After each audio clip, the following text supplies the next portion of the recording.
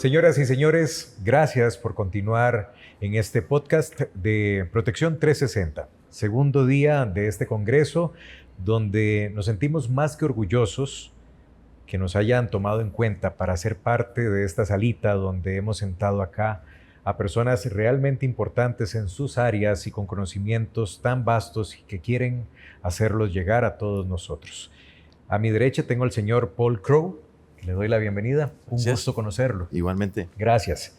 Y a mi izquierda tengo al señor Yesid Torres. Hola. Bienvenido. Un gusto, gracias. Bueno, tal vez para comentar un poquitito y comenzar con este segundo día de podcast, me gustaría que brevemente los dos se presenten. Comienzo con usted.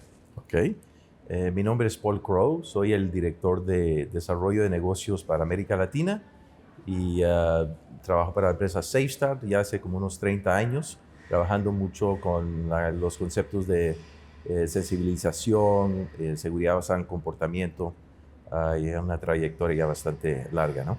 Muchísimas gracias, Yesid. Bueno, muchísimas gracias. Mi nombre es Yesid Torres. Yo trabajo como gerente de proyectos de transformación de cultura para Intertech Latinoamérica, trabajando básicamente en cómo ayudar a las organizaciones a entender todos estos temas de cultura de seguridad y disminuir la accidentalidad con un enfoque muy en el error humano. Entender el error humano y desde ahí trabajar para tener organizaciones mucho más seguras. Y precisamente ese es el título de esta cápsula. Cultura de seguridad. Y esa parte creo es fundamental en lo que estamos abordando ahorita, porque muchas veces la tecnología obedece a una necesidad que tenemos los humanos, pero los errores muchas veces no son causados por la tecnología que nosotros alimentamos, sino por nosotros que no sabemos emplearla. ¿Correcto? Es cierto, es cierto. Digamos que hay que entender muy bien cómo somos los seres humanos. Muchas veces hablamos de que nos equivocamos o es culpa del trabajador o la persona lo quiso hacer, pero como que la conversación se queda ahí y un poco es extender, ir más allá, ir en profundidad y entender que el error es humano, que nos vamos a equivocar. O sea, el tema no es por qué te equivocas, el tema es dónde es más probable que te equivoques, cuándo es más probable que te equivoques y cómo. Y si yo puedo responder esas tres preguntas como organización, puedo crear sistemas que ayuden a que el error sea evitable o mínimo y ayudar a trabajar a que no lo tengas. Pero a veces es paradójico, las empresas ayudamos a que el error se presente. ¿De qué manera? Por ejemplo, nosotros vivimos en un mundo donde no diseñamos para las personas. A veces complicamos cosas. Voy a poner un ejemplo muy típico. ¿Cuántos de nosotros llegamos a una puerta y empujamos y resulta que no se abría empujando, sino que se abría hablando? A todos nos ha pasado. Lo más chistoso es que vemos que ahí decía Ale. Entonces, hay un fenómeno que se llama la puerta Dorman, que habla que no sabemos diseñar puertas y esperamos que la gente abra una puerta de manera correcta. Un ejemplo de un buen diseño de puerta, que es un fenómeno ampliamente estudiado, son las puertas de los hospitales. Abren para cualquier lado, porque en una emergencia tú no tienes por qué estar pensando si abres hacia adelante o hacia atrás. Eso es diseñar pensando en la persona, en el usuario final. Y disminuye la posibilidad de que el usuario se equivoque y que tenga un error. Si nosotros llevamos eso a las empresas, nos vamos a dar cuenta que muchas veces tenemos situaciones en donde estamos diseñando complicándole la vida a la persona. Bueno, realmente recuerdo hace pocos meses que entrevisté a un funcionario de Cuerpo de Bomberos de acá de Costa Rica y me decía, mira, la parte más difícil es saber que por seguridad le ponemos tantos candados, tantas cerraduras a las puertas para que nadie entre. El problema es que tampoco podemos salir. Qué difícil esa parte. Así es. Y contaba la historia de una señora que muere calcinada y con el puño de llaves en las manos, porque nunca encontró cuál era la que abría. Difícil. Es un ejemplo clarísimo de todo esto que tiene que ver con cultura de seguridad y que no solamente tiene que ver con el comportamiento humano, sino con todo lo que está alrededor del comportamiento humano. Cada uno considera que podría ser un referente en este tema, dejando la humildad de lado. Bueno, hemos trabajado bastantes años en este tema, ayudado Me encanta muchísimas. la respuesta tan llena de humildad. Sí, bueno, ya lleva uno muchos años trabajando con empresas y con personas y uno comienza a ver que realmente son patrones muy similares en cómo las personas se lesionan. Entonces, Quiere decir que es repetitivo. es muy repetitivo y lo que lleva a una persona a lesionarse en un país es lo mismo que te lleva a hacerlo en otro país, ¿no? Y está la parte de sistemas y hacerlos que haya menos errores, pero también está la parte humana donde una persona también puede como que entender de dónde viene la mayoría de sus errores y que puede comenzar a analizar eso y ver cómo puede él o ella bajar esa cantidad de errores que comete, ¿no? Y no es realmente buscar que la persona es un culpable, simplemente es como ayudar a la persona a nadar, ¿no? Es darle técnicas de cómo puede reducir la cantidad de errores que comete, ¿no? Uh-huh. Ayer precisamente entrevistábamos a otro ponente y hablaba sobre el ser referente. En la calle, dice él, me ven y dice, ahí va el señor y da la marca de su herramienta. Uh-huh. ¿Qué pasa en Colombia?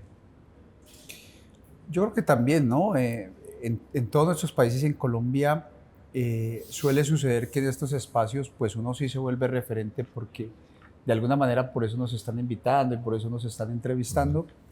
Pero yo recuerdo mucho una frase que me enseñó un profesor y colega al que hoy quiero mucho, y él me decía, uno se vuelve experto por la cantidad de veces que has fallado.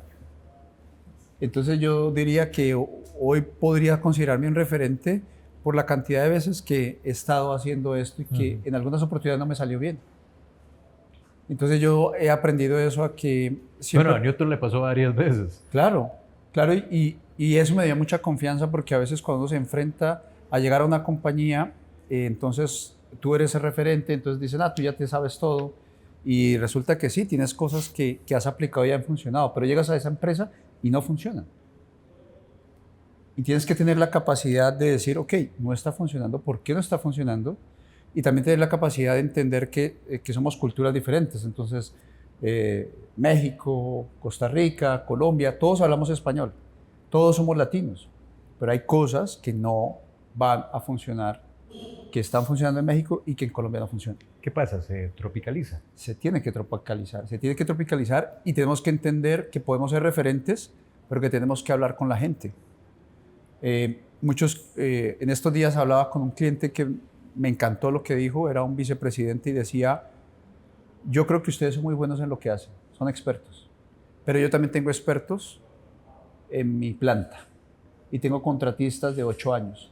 Yo no quiero que tú llegues con un procedimiento que construiste aquí, tomándote un café y que lo va a aplicar un contratista que está al sol.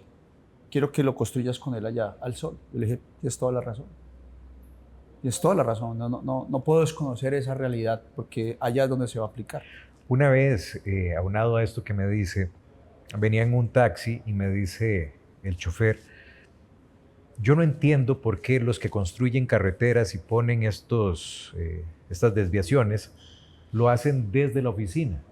Nadie pasa 24 horas manejando, nadie pasa tanto tiempo en un carro como nosotros. Uh-huh. Mentira que desde una computadora se puede hacer una vialidad sustentable y bien pensada. Correcto. Es interesante, ¿no? Cómo a veces eso sucede, ¿no? Y donde a los países donde vas, donde ves una infraestructura muy buena, ¿no? Uh-huh. Normalmente ves personas que son muy... estar en el piso, estar cerca de la operación, hacer las cosas así. Y bueno, cuando viene la seguridad es que también siento que se ha vuelto a veces muy burocrático todo lo de seguridad, ¿no? Uh-huh. Y realmente lo que necesitamos son personas que están en campo gestionando la seguridad, donde hoy día los tienes trabajando en certificaciones, trabajando en un montón de papeles para dejar que entren. Hay que hacer las cosas mucho más eficientes, usar mucho la tecnología para que mucha de esa burocracia comience a irse y dejar que la gente realmente gestione, que hable con las personas, que vea el problema, que no solamente diga, pero también los profesionales de seguridad tienen que entender que hacer preguntas es muy importante. Escuchar lo que el trabajador le está pasando en su máquina, qué es lo que lo está llevando a apurarse o a hacer las cosas incorrectamente.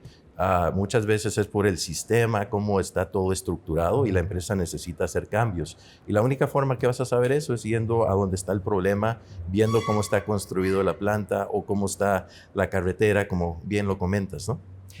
Cultura de seguridad en una sola línea, en un solo renglón. Comienzo con usted, señor Crowe. Yo diría que serían los valores y las creencias que personas tienen dentro de una organización hacia la prevención de accidentes. Señor Torres. Yo creo que la cultura de seguridad es cómo se hacen las cosas en una organización y sobre todo cómo se hacen en la realidad. Porque a veces la gente piensa que la cultura de seguridad es la misión, la visión y los valores. Eso es lo que yo pongo en los cuadros y se ve muy bonito. La cultura de seguridad es lo que realmente está pasando en el campo. O sea, si el valor dice que lo más importante son las personas, pues yo le preguntaría a una persona, ¿usted se siente importante en esta organización? Y lo que esa persona me responda es la verdadera cultura, no lo que está colgado en el papel. ¿Cuáles son los principios clave que sustentan una buena gestión en cultura de seguridad? Comienzo con usted. Para mí los principios claves es que estén alineados justamente eso que acabo de decir. O sea, lo que yo coloco como valores, eso cómo se transforma en la realidad del día a día en cada uno de los trabajadores de la organización. Desde el operario hasta el presidente. Por ejemplo, si yo digo que lo más importante son las personas, a mí me gusta siempre trabajar en esos 3 niveles. Eso cómo se materializa, eso cómo se ve para el presidente de la compañía, para el nivel de supervisión y para el nivel operario. Entonces el nivel operario se siente querido, se siente importante, sí, ¿y cómo? Y el nivel supervisor, que es el que más duro lo pasa en una organización, porque el nivel supervisor es el que recibe las órdenes de arriba, tiene que bajarlas, recibe la presión del que está aquí abajo y a veces no puede subirla. Entonces el que está en el medio, ese sándwich, cómo se siente de verdad importante en la organización, y el presidente o la presidenta, el nivel estratégico, cómo vive esa importancia. Para mí eso es realmente lo que uno tiene que alinear, porque a veces hay desconexiones. Si fuera esto un orden piramidal, ¿estaría esa pirámide invertida? ¿Dónde está el operario? ¿En la base o está en la cúspide? No entiendo la pregunta. ¿Cómo podríamos enfocarnos nosotros al ver en cuanto a seguridad, tanto al operario como a un gerente de una organización? ¿Quién está en la cúspide y quién está en la base? ¿Cuál es el último al que se le toca la puerta? ¿Cuál es el último al que se le pregunta? Básicamente lo que estaba diciendo Yusid es muy importante, ¿no? La parte del liderazgo de una empresa, de ahí realmente la cultura tiene que iniciar. Si no tenemos una persona en el alto nivel que realmente tiene una cultura de querer a las personas, de tratar de hacer que la seguridad realmente funcione, lo demás va a ser muy difícil que trabaje, ¿no? Porque a veces lo que traemos son programas o capacitaciones o cosas para el trabajador. El trabajador sale muy animado, sale sensibilizado, pero después tenemos el director caminando por la planta y no trae su equipo de EPP. ¿Okay? Correcto. Entonces, eso no es realmente cultura. Eso es, haz lo que yo digo, no imposición. Imposición, ¿no? Entonces, realmente todo inicia arriba, pero también cuando ya tienes un liderazgo, un nivel de supervisión bien convencidos, entienden que esto es algo humano, que son personas, tenemos que ayudarlos. De ahí ya tenemos que llegar a la base de la organización y comenzar también a ayudarlos a ellos a entender que no solamente el liderazgo y el sistema los tiene que cuidar, ellos tienen que también involucrarse en esto y también creer en la seguridad y también comenzar a verlo como una extensión a su hogar y cosas que hace fuera de la empresa. Porque, digamos, si pensamos de la accidentabilidad, hay mucho más probabilidad de accidentarse fuera de la empresa que dentro de la empresa. En la motocicleta donde se transporta para llegar a la empresa. Exacto, ¿no? Te voy a dar un ejemplo. Hace como unos 15 años estuve en una empresa en Venezuela muy bonita la planta, muy organizada, todo el mundo traía su equipo de protección personal puesto dentro, ¿no? Y después fui a ver donde era final del día, estaban en sus lockers ahí cambiándose, digamos, su ropa y todo, y salen todos en chancletas, pantalones cortos, se montan en las motocicletas, hay como 5 en la motocicleta montados y ninguno con un casco. Entonces dice, oye, ¿qué es esto, no? Esto no es realmente una cultura de seguridad. Obviamente, qué bueno, hay un sistema que los cuida, pero no, realmente no hay una cultura donde se ha extendido afuera de la empresa, ¿no? Qué interesante esto que dice el señor Crow. Muchas veces a nosotros nos pueden hacer una infracción de tránsito porque no andamos nuestro casco o nuestros implementos de seguridad. Pero esto no debería ser una regañada, un jalón de orejas, debería ser algo culturizado que a mí me va a cuidar. Yo lo tomo como una decisión. Y creo que Colombia también no es exenta, al igual que nosotros en nuestras carreteras, de ver a personas con los dispositivos de seguridad mal empleados, el casco en el codo. En la mano. Sí. Yo quisiera agregar algo de la pregunta que tú hacías de la pirámide. Yo, por experiencia, sí he visto que las organizaciones de más alto desempeño en seguridad y con culturas fuertes invierten en la pirámide. Entonces es cuando el líder, como este caso que te acabo de decir, ese vicepresidente decía, habla con la gente, habla con mi gente. Empecemos ahí. Empecemos ahí.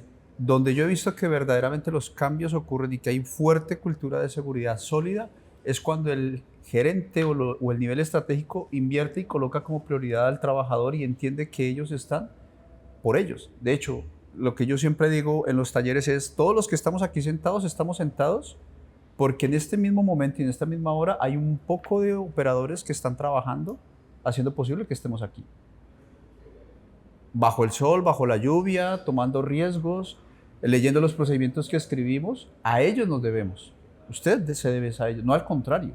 Hay que invertir eso porque cuando un líder entiende, una líder entiende eso, empieza a gestionar la cultura de seguridad para ellos. Es ahí donde empiezan realmente los cambios. Mientras que las organizaciones no logren hacer eso, se vuelve difícil, porque entonces se vuelve un poco la posición también de ve y capacítalos a ellos. Ellos son los que necesitan. No. Ellos saben muy bien lo que tienen que hacer. Tú a veces como líder es el que primero necesitas entender que no sabes. Muchas veces gestionar la cultura de seguridad. Entonces ese es un cambio también que es muy importante hacer. Y sumado a lo que tú dices, sí es cierto. En Latinoamérica que somos un poco, no sé cómo decirlo, tropicales, creemos que nunca nos va a pasar nada, un poco también invulnerables pareciera. Sí, como que sí, y queremos a veces romper las reglas, un poco el desorden latino, no sé. Aquí lo llamamos el tico se la juega. Sí. El tico se la juega. Sí, en Colombia es igual. Es donde viene pasando el tren, me da tiempo y paso y hay un accidente y ahí sí el tren me atropelló. Sí, tal cual. Paul el otro día en su charla mostraba un ejemplo de eso y yo creo que eso nos pasa a todos. Pero yo siempre creo que transformar cultura, por lo menos hay que empezar a hacerlo desde la empresa. Yo soy convencido de que tú no puedes modificar el comportamiento de una persona. Eso es algo disruptivo con el que con algunos colegas diferenciamos. Yo no creo que tú puedas transformar el comportamiento de una persona, pero sí puedes influir en el ambiente para que se comporte de manera diferente. Por ejemplo,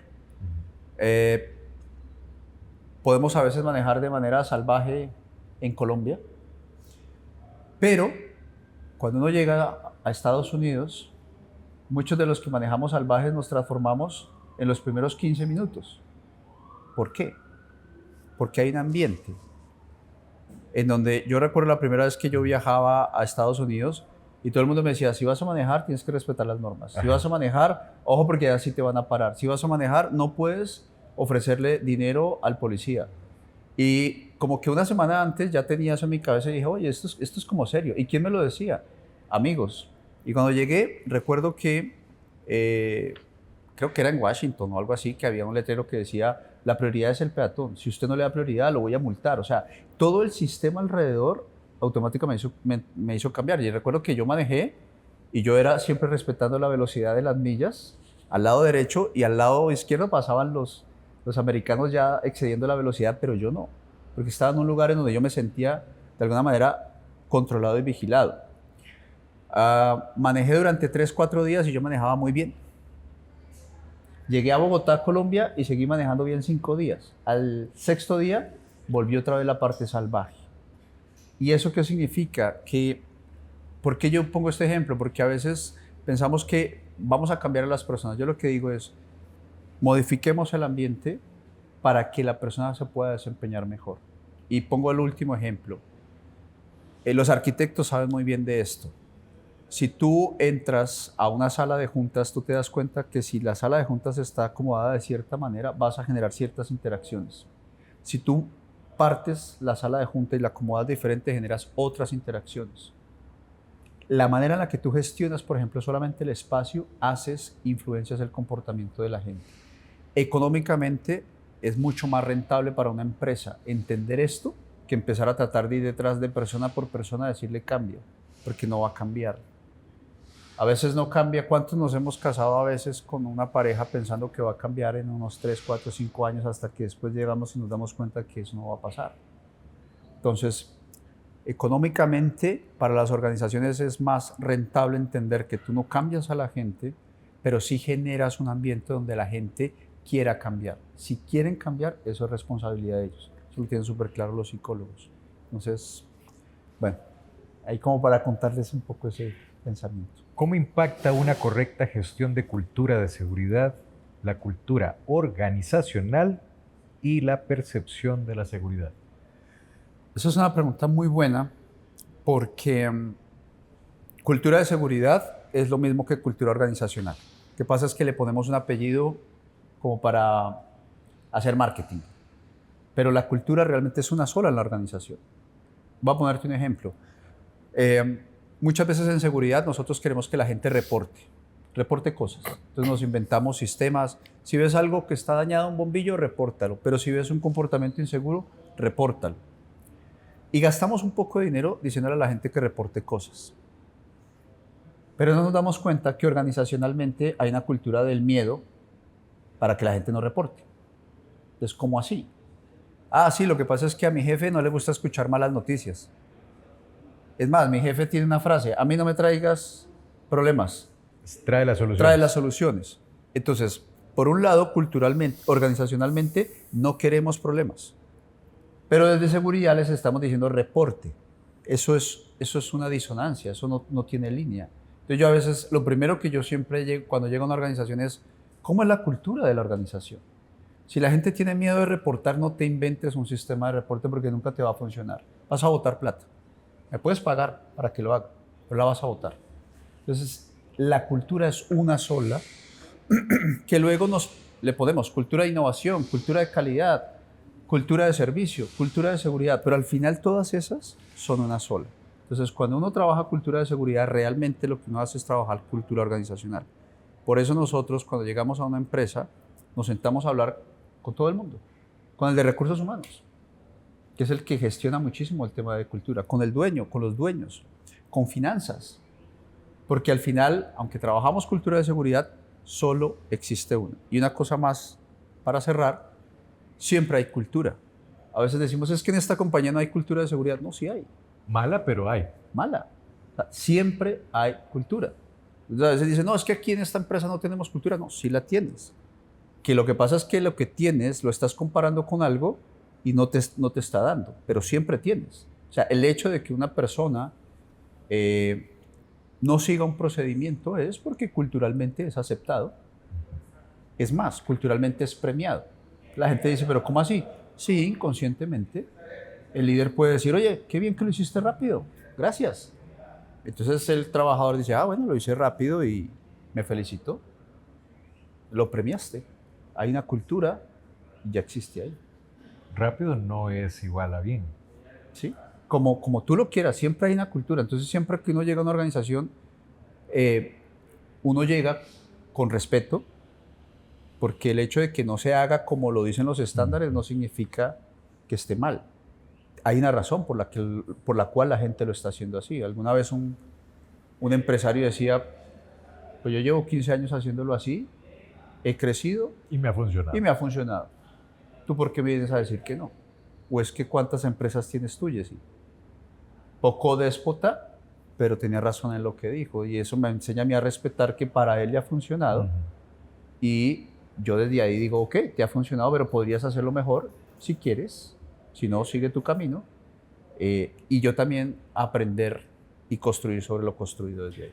Qué interesante que todo esto se resume en una mejora. Al final de cuentas, lo estamos haciendo bien o mal, no importa, es cultura al final y lo podríamos mejorar, tal vez para cerrar este bloque. Señor Crowe, ¿qué estrategias podría usted recomendar para superar los desafíos que tenemos ahorita como organización? Cuando viene a la parte de de cambiar cultura en una organización, creo que los desafíos muchas veces son los mismos organizaciones, ¿no? Ellos tienden a hablar sobre cosas como que la seguridad es un valor, la seguridad es importante, pero cuando viene a las acciones de los líderes, comienza a realmente ser la seguridad como una prioridad y sale por la ventana, ¿no? Digamos, más cuando vienen a cosas como un cliente que necesita que la producción esté afuera rápidamente o tenemos un problema donde una máquina no funciona y hay que sacar la producción, entonces causa que la persona comience a trabajar más rápido, ¿no? O dicen, oye, cualquiera puede parar la operación en cualquier momento y eso es más algo dicho que la realidad, ¿no? Especialmente cuando llegas a una mina de oro y paras la producción por 3 o 4 horas, eso se vuelve mucho dinero y hay mucha presión para que esa producción comience a arrancar otra vez. Entonces, realmente lo que necesitas son unos líderes que realmente entienden el negocio desde el punto de vista nada más de la calidad de la producción, del servicio al cliente, pero que vean el valor que tiene la seguridad también. La seguridad y crear una cultura de seguridad no es fácil. Toma mucho tiempo, toma mucho esfuerzo, pero eso también crea que la empresa se vuelva mucho más disciplinado. Y al hacer la disciplina hacia la seguridad y la prevención, eso va a ayudar que el resto del negocio funcione mucho mejor. Lo mismo que nos lleva muchas veces a un accidente es lo mismo que nos lleva a mala producción y a mala calidad. Personas cometiendo pequeños errores. ¿Y por qué los cometen? Porque la organización o a veces hasta el mismo trabajador que quiere verse que va a sacar el trabajo y su ansiedad de quedar bien con el cliente o con su jefe, lo lleva a hacer algo fuera del procedimiento o cómo lo debería hacer. Y entonces es algo muy importante de que la organización realmente entienda que cambiar la cultura es difícil y una de las cosas principales que el liderazgo tiene que hacer, en inglés tenemos un dicho que dice walk the talk, es como caminar tus palabras, muy bien, la palabra. Eso es súper importante en esto de cambio de cultura, ¿no? Ahora, tenemos el cambio de cultura, tenemos una organización con líderes que quieren generar un cambio. Vamos bien, tenemos los recursos, el interés para hacerlo, pero, y aquí les dejo una palabra a los dos, resistencia al cambio. ¿Cómo enfrentamos entonces la resistencia desde las altas orbes hasta las personas que están en la base? Lo principal es entender que es normal. O sea, no me gusta que me impongan. A nadie le gusta cambiar. O sea, la zona de confort es la zona donde nuestro cerebro está mejor. Si yo te digo, bueno, ¿sabes qué? Mañana no estás en Costa Rica, necesito que te vas a vivir a Colombia. Pues eso va a generar una serie de incomodidad. Entonces, lo primero que yo debo entender es que es completamente normal. No nos gusta cambiar. Entender las razones por las cuales a las personas no les gusta cambiar. Hay procesos, por ejemplo, nosotros manejamos un tema que se llama gestión de cambio y es evaluar el cambio. Evaluar el cambio y cuando yo evalúo el cambio voy a ver hay gente que de pronto está aquí en Costa Rica y le dice, oye, mañana te vas a trabajar a Colombia. Feliz. Hay gente que va a decir, ¿por qué? Y hay gente que te va a poner el frente y te va a decir, no me voy. Entonces tú tienes que entender que vas a tener esas 3 reacciones. Al que está feliz, perfecto. Al que está medio indeciso, ¿por qué estás indeciso? Ven, te ayuda a tomar la decisión. Al que está reacio, ¿qué hay detrás de eso? No, es que aquí tengo mi hija, o mi hijo, o mi pareja, o lo que sea, ¿y qué puedo hacer? Entonces lo primero es entender que es normal. Lo segundo es entender que pueden existir esos 3 escenarios. Y hay metodologías en las cuales tú puedes llevar a esos que están indecisos a que se vuelvan patrocinadores, si no se pueden volver detractores, y asumir esos detractores y entender por qué piensan eso, y entender que en algún momento pueden pasar a este nivel y llegar acá, o quedarse como detractores, y ahí vas a tener que tomar otras decisiones en donde simplemente, pues tal vez, si la cultura a la que la organización ahora le está apuntando ya no es la cultura que tú quieres compartir, es probable que lo mejor sea que no sigas, como último momento. Pero es una acción que se debe contemplar. Pero es entender que a todos nos duele cambiar. Muy bien. Resistencia. ¿Cómo abordamos este tema? Bueno, yo creo que la parte importante es enfocarnos en el beneficio de hacer este cambio, ¿no? Por ejemplo, a muchas empresas de pronto deciden hacer una iniciativa y dice, vamos a hacer este cambio. Y es lo que es importante para la empresa. Y obviamente somos una empresa, tenemos que ganar dinero, tenemos que producir, pero si quieres realmente crear un cambio y que sea sostenible, le tienes que decir al trabajador por qué es beneficioso para él, ¿no? Entonces, al ayudarle un poco al trabajador a entender, oye, vamos a hacer esto, se va a sentir un poco feo, se va a sentir un poco desagradable porque el cambio es así, pero veamos cuál es el beneficio hacia la empresa, hacia ti y tal vez el beneficio también hasta a tu familia. Una de las cosas que a nosotros nos gusta hacer es involucrar a la familia en una transformación de cultura, porque obviamente es lo que más ama a una persona. Entonces, si tú le hablas, ok, vamos a hacer esta transformación, los líderes están, digamos, al supervisor, ¿por qué esto va a ser importante para ti? ¿Qué beneficios tiene para ti? ¿Qué beneficios como líder tiene esto para mí? Pero muy específicamente, ¿qué beneficio tiene para cada uno de los trabajadores? Eso va a incentivar y sus familias lo va a ayudar. Entonces, ok, vamos a trabajar cultura, ¿no? Te voy a dar unas herramientas muy simples, pero adicionalmente esta herramienta la podrías llevar a tu casa y podrías hablar con tus hijos sobre cómo ahora debes de decirle, ten cuidado, le das tal vez algunas instrucciones muy específicas, como al cruzar la calle quiero que estés fijando, no simplemente decirle, ve a ver cómo te arreglas y regresas bien a casa, pero darle cosas muy específicas, ¿no? Y comenzar a crear una cultura en tu hogar y como que mostrar los beneficios al trabajador también. Porque primero tenemos que ayudar al trabajador a entender que tiene un problema, después le tenemos que enseñar cuál es la solución y ayudarlo y entender por qué es importante trabajar esa solución, ¿no?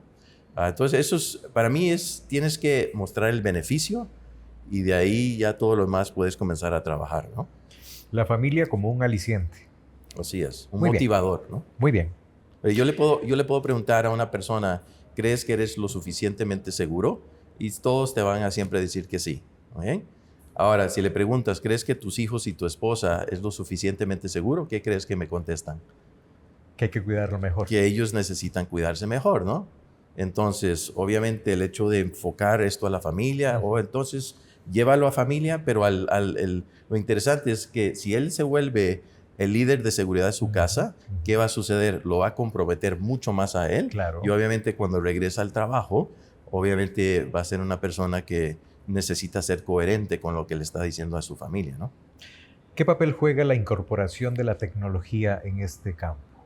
Yo creo que es muy, muy importante, ¿no? Una es, la tecnología ayuda mucho, pero también distrae mucho, ¿no? ¿Oye? Por ejemplo, el otro día estaba escuchando una estadística en Estados Unidos que ha subido un 25% la cantidad de lesiones de personas llegando a salas de emergencia simplemente por caídas mientras que van caminando.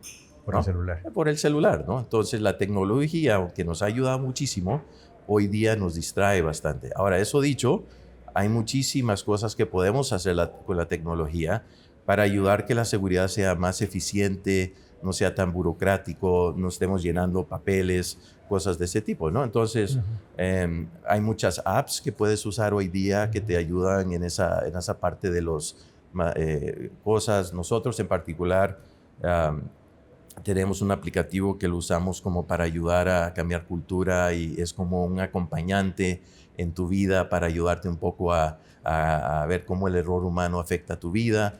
Hay muchas diferentes apps que hay y cosas que te pueden ayudar. Nada más que hay que entender que hay que usarlas en el momento correcto, con los hábitos correctos, no en el auto, no dentro de la planta, Claro. ese tipo de cosas, y buscar los momentos, ¿no? Hacer Tecnología, encuestas sí. de percepción, todas esas cosas, increíble usarlas con la tecnología, ¿no? Para usted, tecnología sí. Sí, Siempre sí. sí, tecnología, estoy de acuerdo con la Muy bien. tecnología. Ahora, el problema, el único con la tecnología es que es muy personal, no es, ¿cómo se llama? No es muy humano, ¿no? Correcto. Entonces, especialmente cuando estás haciendo cosas de sensibilización, Ujú, ujú. es muy importante que lo hagas en grupos y que lo hagas haciendo discusiones con personas, conversando, hablando de cosas de seguridad en grupos, porque si lo haces nada más con la tecnología, a veces no tienes esa interacción que necesitas, ¿no? Muy bien. Tomando esto, y me gustaría saber qué tanto nos puede deshumanizar la tecnología en este campo, precisamente tal vez trasladando este tema hasta acá. Ok. Yo creo que la tecnología es algo que no podemos frenar. O sea, ya la tenemos ahí, ya está viviendo con nosotros. La inteligencia artificial, voy a poner un ejemplo, enero de este año ha sido uno de los meses de más desarrollo en donde la inteligencia artificial, modelos como ChatGPT y luego salían los chinos y luego Google puso el pie a todo el mundo. O sea, en menos de 3 meses estamos viendo cosas que la inteligencia artificial está haciendo que está superando a los seres humanos. O sea, eso no se puede parar. Eso nos va a llevar a que nosotros aceptemos que es una herramienta que ya está con nosotros y nos adaptemos a trabajar. Entonces, justamente ayer hablaba yo con alguien y decía, no, es que están prohibiendo la inteligencia artificial en los colegios y las universidades. Dije, es absurdo. La prohíben es porque los profesores no saben crear un problema o un cuestionario para que el alumno lo desarrolle con la inteligencia artificial.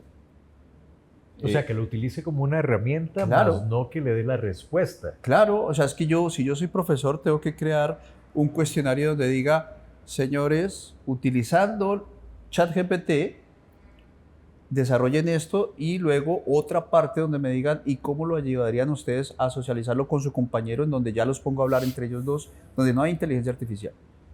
O sea, yo como profesor me parece absurdo que estén diciendo, no, es que quiero ver si eso lo creó una inteligencia artificial o no.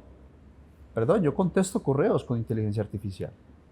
O sea, estamos diciéndole en los colegios que no, pero en los trabajos ya lo están haciendo. Pero el algoritmo lo alimentó usted. Claro. Es que ese es el tema. Mucha gente hablaba, disculpe que lo interrumpa, hablaba precisamente de el uso indebido y mal utilizado de la inteligencia artificial. ¿Por qué? Porque las preguntas que hacemos pareciera que las estamos haciendo en un Google. Exacto. Y ya no es eso. Porque es ignorancia. Entonces, a donde va mi respuesta es, hay que enseñarle a la gente a utilizar inteligencia artificial. A mi hija de 7 años, yo le pregunto, está en uno de los supuestos mejores colegios de Bogotá. Digo, ¿y qué has aprendido de inteligencia artificial? Nada, ven, te sientas. Esto es lo que yo hago con inteligencia artificial. Pregúntale tú. Ella es maravillada, una niña de 7 años, en un colegio que se supone que deberían estarle enseñando, no le están enseñando.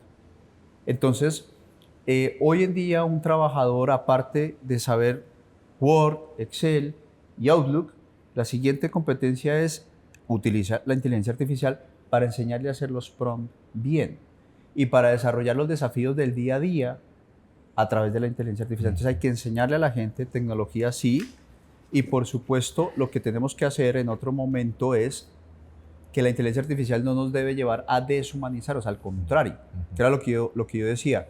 Tú puedes plantear un plan de acción con la inteligencia artificial, luego ve y siéntate con tu colega y convéncelo de que te ayude a hacerlo. Eso no lo puede hacer la inteligencia artificial. Eso vas a tener tú que hacerlo con tus habilidades interpersonales. Y eso es lo que tenemos que estar enseñando. Brinquémonos tal vez unos 10 años. ¿Dónde vemos la cultura de seguridad de aquí a 2035?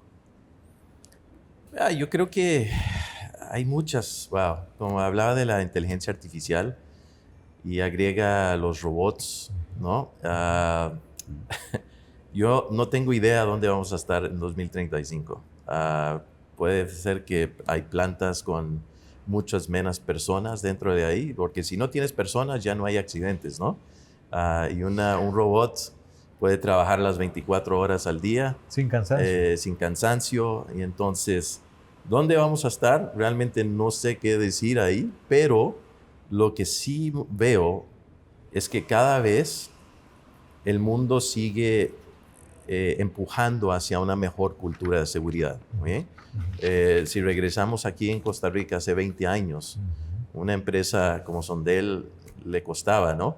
Porque no era tanto el equipo de protección personal, esas cosas, y a través del año, hoy día, todas las empresas, lo básico que tienen los procedimientos, tienen cosas. Y se volvió un referente. Y se volvió un referente, ¿no? Entonces, todo está cambiando, ¿no? Y los países siguen, obviamente unos mucho más rápido que otros, pero todos siguen más allá, ¿no? Entonces yo creo que vamos a estar muy contentos en 10 años de cómo hemos evolucionado aquí en Costa Rica o en cualquier otro país, que cada vez vamos siguiendo avanzando, los números siguen bajando de accidentabilidad, y ahí es lo que veo yo, ¿no? Pero Muy está bien. un poco incierto el futuro en este momento, ¿no? Me llama la atención poderosamente esto. Menos accidentes, más robótica, menos empleados humanos.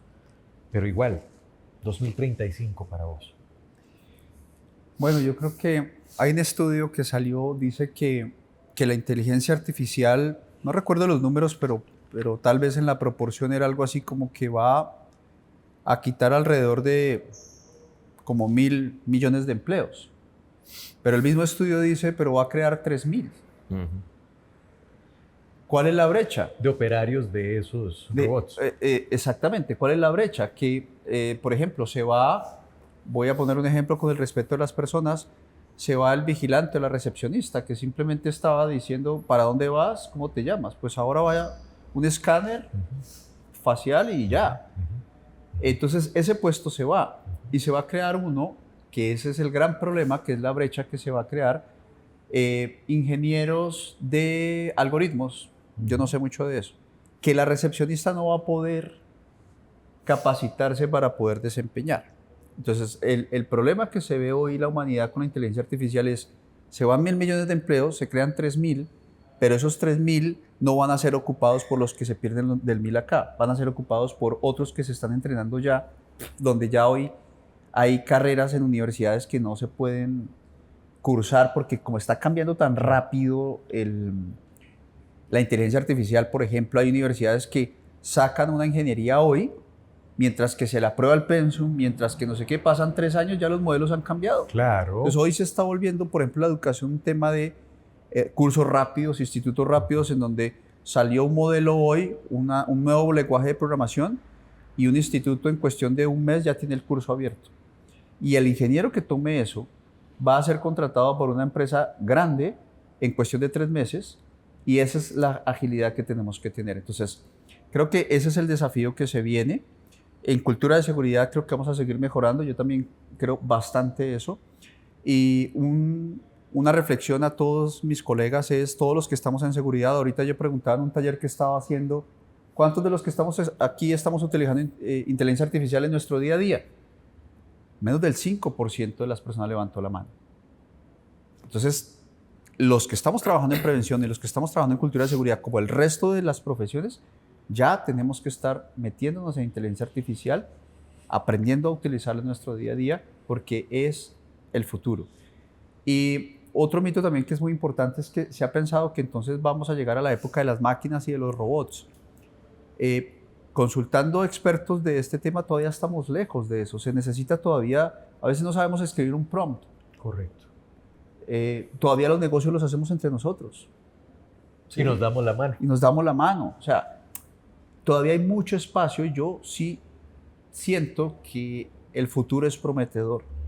Porque al final los seres humanos vamos a tener que terminar haciendo lo que es humano. Yo el otro día me quedé pensando y dije, hablando con mi hija, yo le decía, en 7 años, mi hija me va a decir, ¿cómo así, papá, que tú diligenciabas formatos en Word? ¿Cómo así que tú diligenciabas un formulario en PDF? Y yo decía, sí, me pasó una cosa muy chistosa el otro día. Yo tenía que diligenciar un formulario en PDF, lo diligencié, luego me mandaron otro que era parecido, volví lo diligencié, y luego me mandaron otro que era que faltaba, volví lo diligencié. Cuando sumé el tiempo, me demoré alrededor de 30 minutos diligenciando eso. Yo trabajo con una inteligencia artificial que sabe todo de mí, y yo decía, ¿no hubiera sido fácil decirle, oye, diligencia esto por mí? Y yo me dedico a hacer lo que la inteligencia no puede hacer, que es hablar con la gente, ir a campo, crear estrategias, convencer a los líderes y quitar esa parte que nos quita tiempo y que en 5 o 7 años yo estoy seguro que nuestros hijos van a decir, no entiendo que la gente gastara tiempo diligenciando una tabla en Excel. ¿Para qué? Hoy nos parece común. Al igual que ponerle un nombre a ese asistente virtual. ¿Cómo se llama? Bueno, yo personalmente utilizo mucho ChatGPT. Ajá. Y ahorita utilizo Gemini de Google, que es la que mejor resultados está dando, ¿no? ¿Y le tenés algún nombre a ese No. asistente? No. Porque me llama mucho la atención. Ahorita yo le digo Pedro, Juan, Sí. y me conoce. Sí. Y me dice Ronnie, tal cual. Sí. Yo le digo, mira, no me trates así, no me digas eso porque eso ya lo tengo en el texto. Dame la referencia médica que yo necesito. Ajá. Y se enoja. Sí. Bueno, esa es la idea, que sea una interacción un poco más natural. Sí. Y así tiene que ser. Bueno, vamos finalizando. Les agradezco muchísimo a los dos por estar compartiendo con nosotros este podcast de tantos temas que hemos abordado. Me gustaría preguntarles a ustedes dos, ¿ha cambiado la vida? Y creo que el tema de hija por acá puede ser un punto importante.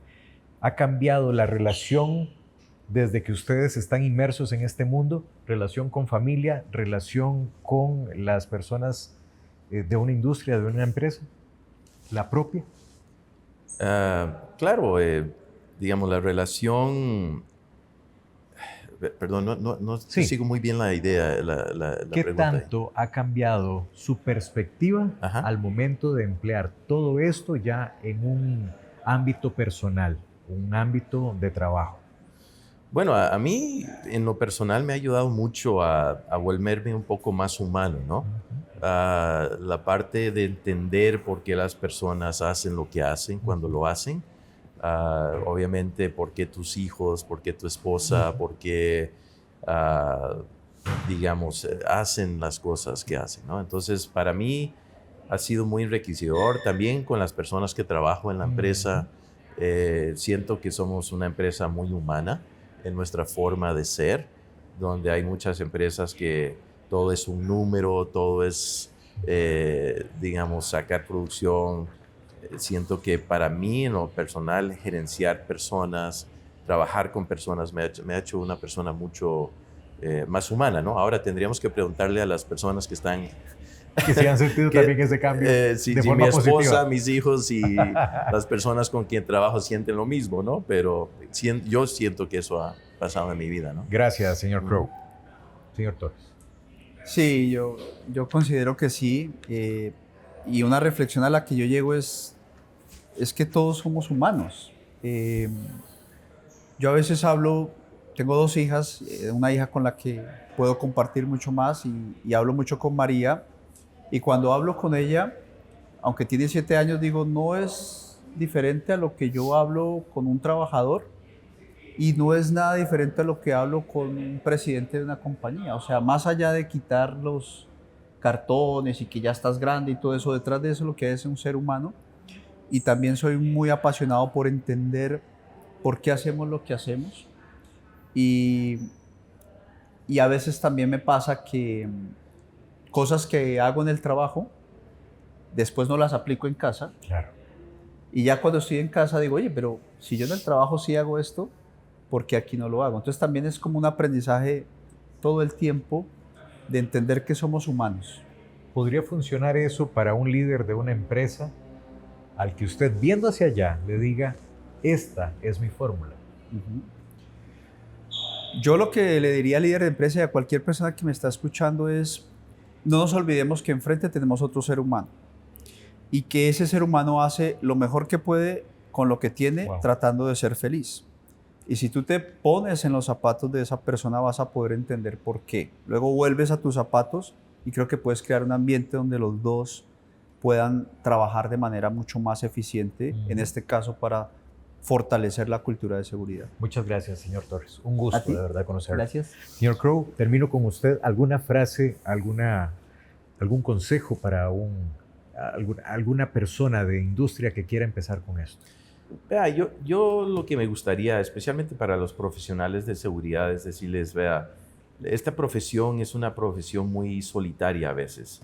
Tienes personas arriba que ven como un fastidio a veces la seguridad, tienes personas abajo de ti que sienten eso y puede ser algo muy frustrante a veces, ¿no? Pero mantenga, es un trabajo muy noble, es un trabajo muy humano. Recuerden que para sus líderes mucho tiene que ver con finanzas, entonces sea astuto en tu forma de hablar con ellos. A veces llegar a hablar de cosas de corazón, desearíamos que todos liderean de corazón, pero la realidad es que muchos liderean por el dinero. Entonces llega con estrategias de que van a ayudar al trabajador, pero llega ayudándole a entender que si hacemos esto, vamos a tener una empresa mucho más rentable, una empresa mucho más disciplinaria. Lo otro para decirles es que tengan esas estrategias, ¿no? Hagan muchas preguntas a los trabajadores. Llegar a decirles qué hacer, ellos ya saben qué hacer. Pregúntales cosas como, oye, si viniera tu mejor amigo a trabajar hoy día aquí a esta planta, ¿qué son los riesgos o cosas que podrían sucederle, ¿no? Y que te digan, ¿no? Y ellos ya saben eso, pero al decirte esto, tal vez no han pensado en ello por mucho tiempo. Entonces, más que decirle a una persona, tienes que hacer esto por seguridad, ellos ya lo saben, es ayudarlos a que recuerden esas cosas, ¿no? Puede usar mucho el cuestionamiento, escuchar a la gente es importante. Lo otro como un líder de seguridad es, haz mucho networking con otros profesionales de seguridad, como venir a este evento, ¿no? No te sientas y no conozcas. Conoce a todos, consigue su teléfono, su correo y haz un network de personas que cuando tienes un problema los puedes llamar. Oye, ¿qué estás haciendo en tu planta? ¿Qué te ha funcionado a ti? Porque otra vez es una área un poco solitaria. Tienes mucha gente peleando contra ti a veces. Pero no aliándose. Exacto. Entonces, ten ese network de personas que puedes como que trabajar contigo y inspirarte, ¿no? Y saber que estás haciendo algo muy noble. Me quedo con eso, señor Crow, y despido esta etapa del podcast. ¿Qué pasaría si su mejor amigo entrara a su empresa?